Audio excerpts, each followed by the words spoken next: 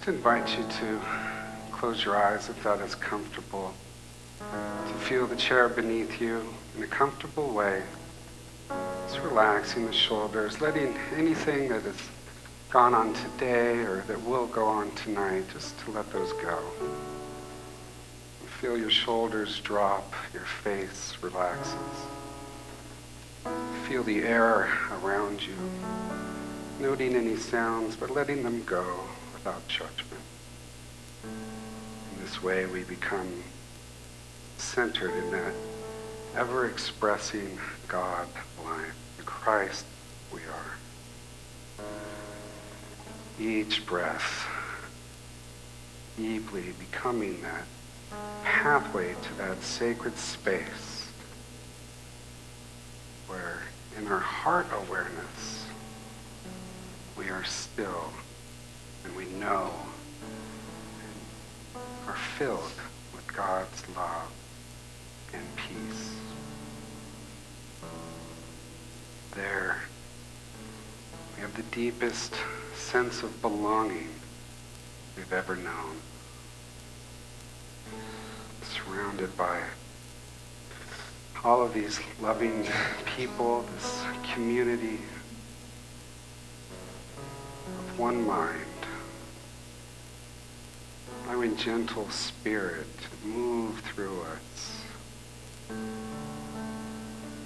invite you to make these words your own, just bringing forth whatever divine quality is yours to claim.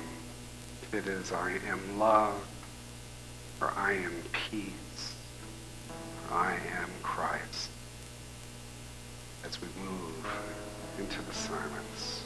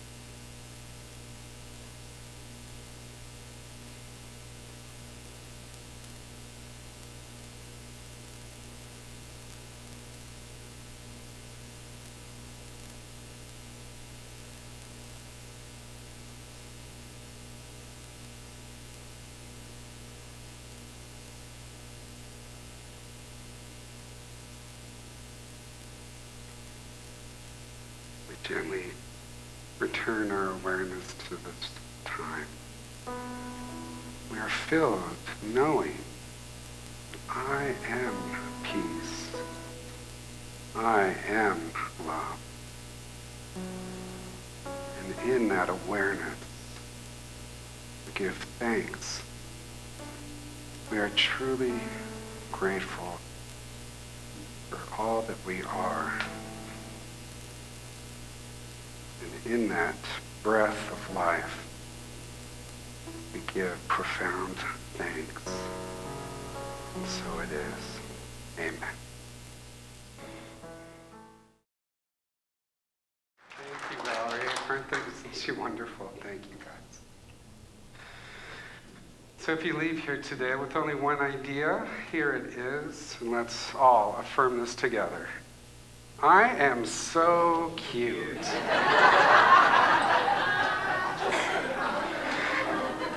In 1955, there was an occurrence at a Buddhist monastery in Thailand. They were actually trying to move part of the monastery. And they had this big old crane, and it was suspending this big plaster and clay statue of the Buddha. And this was a very significant statue to the monastery. On the left, there's a picture of a similar Buddha from the same historical time period that this particular statue was made. And on the right is an actual rare close-up picture of the statue as it was being moved. And as it was being moved, the head monk, the abbot, was watching it being moved, and he was getting nervous because it started to crumble a bit. So at his direction, he had them set the Buddha down, and then it began to rain. So he had a tarp put over it and decided to wait overnight for the rain to subside. Well, in the middle of the night, he felt called to check on their beloved Buddha. So he went out with a flashlight and he peeked under the tarp. And he saw up in that space that had been crumbling and where the rains had come down, that when he pointed the light up there, that some light shone back at him. And he thought, well, what is this? And he found it fascinating. And so he began to look more carefully at that part of the statue. And he saw that under the plaster there was this glowing light, almost metalish. And so he got some tools and he started to chip away at this statue that had been sitting there for a couple hundred years. And this picture was taken of him in the middle there, in the middle of the process. And you can see the abbot in the lower left-hand corner. And you can imagine that he's been used to this statue and the way that it looks this entire time, right? And he's feeling that there's something more to it, that there's this light that's shining back to him, that there's some hidden splendor there. So he's taking a huge chance, right, at this beloved statue that has been around for a long time that everyone is familiar with. And the more he chisels away at it, the more of this brilliant gold color is revealed. And so he works through the entire night with his chisel and some tools. And by morning, the construction workers and the other monks came out, and they find this huge golden Buddha. This is the actual Buddha. It's 10 feet tall. It's 5 tons of solid gold, which at Friday's closing gold prices approaches $260 million. If you want, you can visit it today at the Temple of the Golden Buddha, which is located in Bangkok. So it's an amazing piece of work, and the question, of course, becomes, why was it covered up? And why did it have all of this mud and this plaster around it? It turns out that some 200 years ago that the Burmese army was invading Thailand, which at the time was called Siam. And the monks knew they were in big trouble. And so they decided to disguise the statue, and so they made it very artistic. And then they were all subsequently killed by the Burmese army. So the statue sat there for another 200 years, and nobody knew about the hidden gold treasure. So today we're going to look at two things. What does this mean to us metaphysically? What is the gold of our self-worth? And what is the mud and the plaster of shame or other things? And how did it get so thick, right? 2 weeks ago, my colleague Sean Wagoner got us started with the white stone ceremony, where Spirit calls us, and we affirm in that those qualities, those names that we want to demonstrate for this year. And I realized that when we're children, we have such wild eyes, such wide eyes to be able to grasp that. And over the years, of course, we cover that up with plaster and mud. I spent a lot of time over the break with my son, little Sebastian, here in the front row. And he gets it, and little babies get it, right? When they're in their presence and in their light, they're those little beings that are discovering, like, oh, those little fingers are attached to this thing, and this thing is part of this, and this is all a part of this, right? And it's all a part of me, and like, how fascinating is that? And I am so cute, And when we are able to get into that space then we are in that kingdom of heaven of which we speak here in Unity. And we are able to relive how fresh and how amazing it is. That the world from which we come and from which we return, that of spirit, is that gold, right?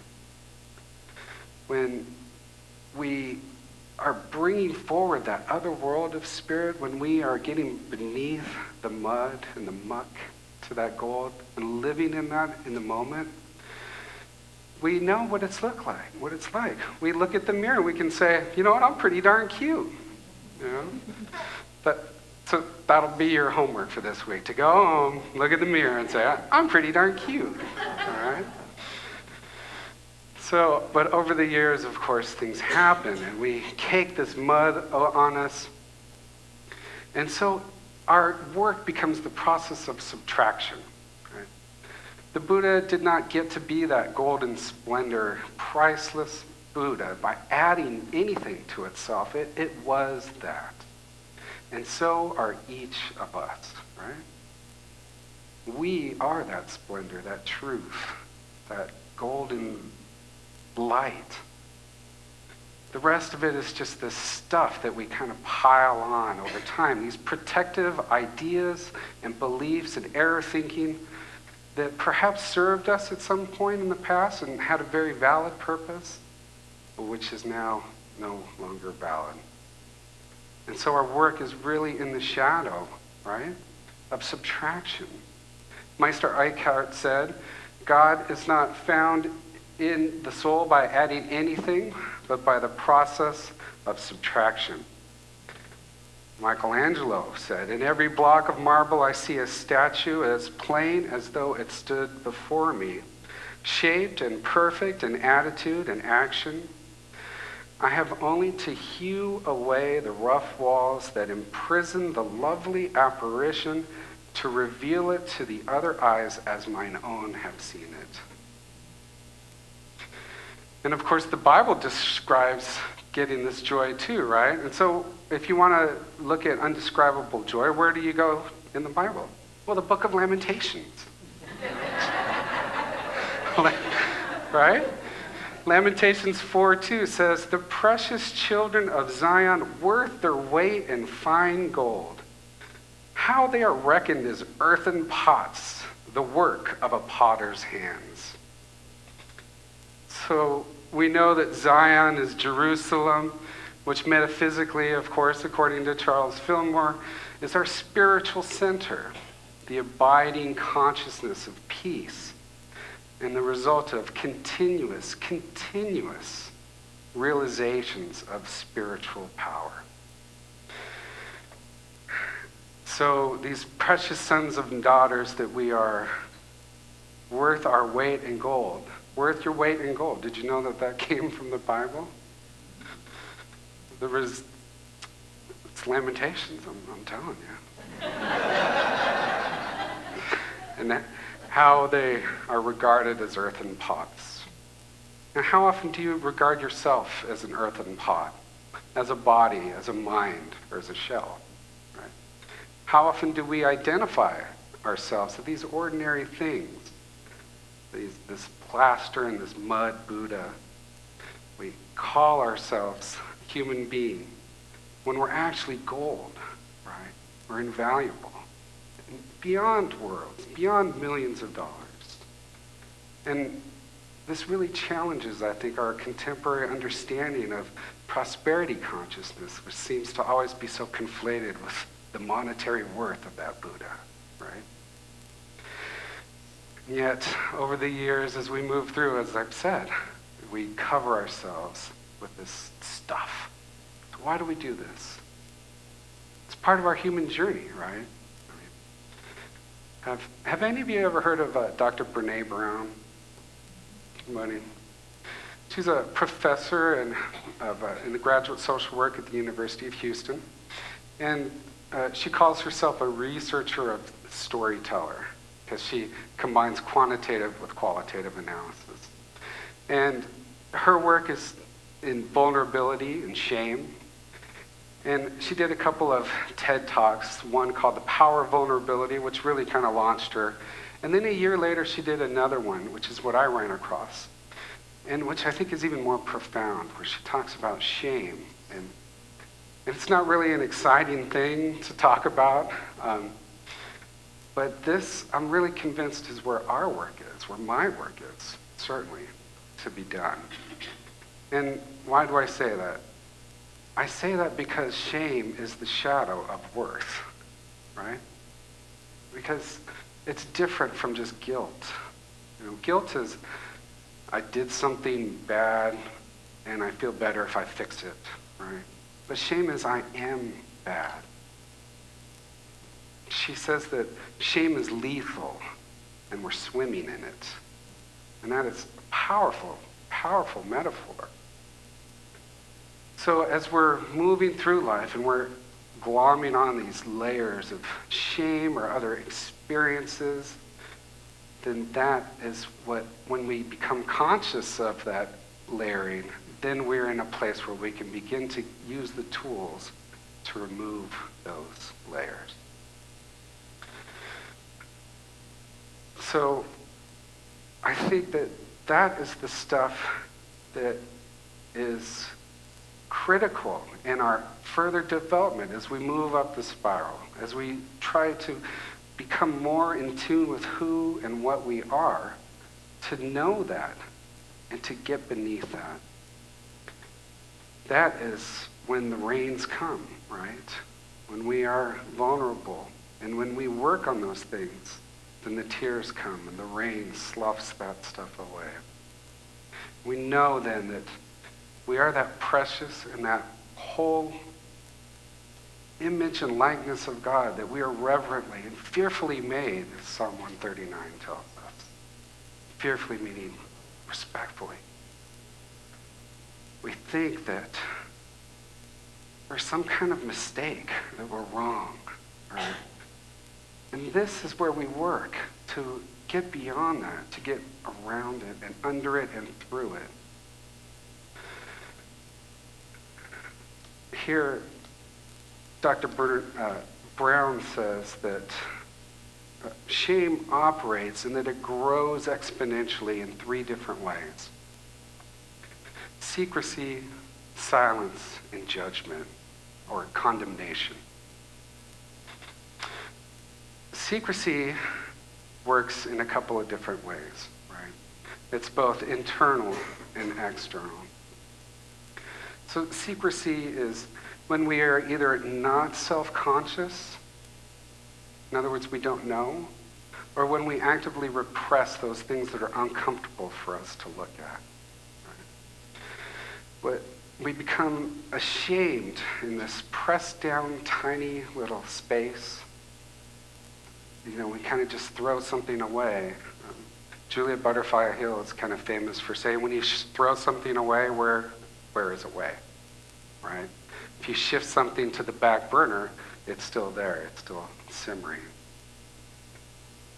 And to bring that forward, the work is to release it, to reveal it, to find it, to get the help, to use the tools, to reveal it to the light, to shine that light on it. So often growing up, I'd say, "What's wrong with me?" And that became a mantra, almost. And sometimes then it transformed into, "What's wrong with you?" Nothing is wrong with us. We are perfect, whole creations, created with such perfect care and thought. So whatever it is that we hold in secret, maybe it's just time to let it out. Say, here it is. To stand in it, to say, this is part of my journey. This is not who I am. This just happens to be where I am right now. It's not all of me. It doesn't define me.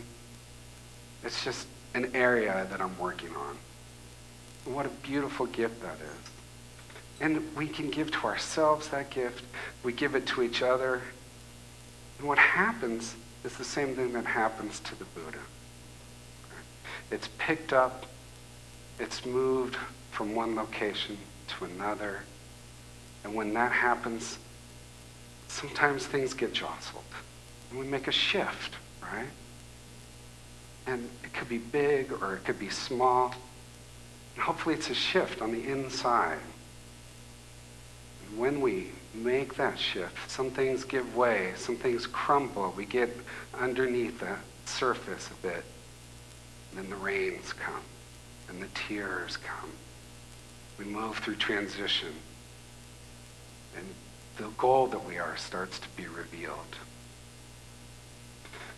So Dr. Brown said the first thing is secrecy, and the second thing is silence. And this is really the encompassing mud, even though it's an artistic creation, that it inhibits the expression of the bigness that we are, right? The gold wants to be seen, to be set up on a hill, but is unable to do so because of these things. So often we make ourselves small, and this serves no one. When we let the wholeness and the splendor of who and what we actually are and who we truly are forth, and that touches everyone we meet. The opposite of silence is a joyful shout, right? An articulation of who and what we have come here to be. And one of the most profound things for me was here at the Institute. We take a class called Call to Ministry.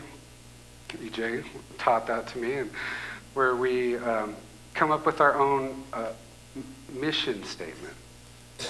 And mine is that I am a leader who facilitates the awakening of divine love in order to ignite the Christ consciousness in the heart and mind of everyone I meet, so that they may uncover their light so powerful that they in turn enkindle that light in everyone they meet.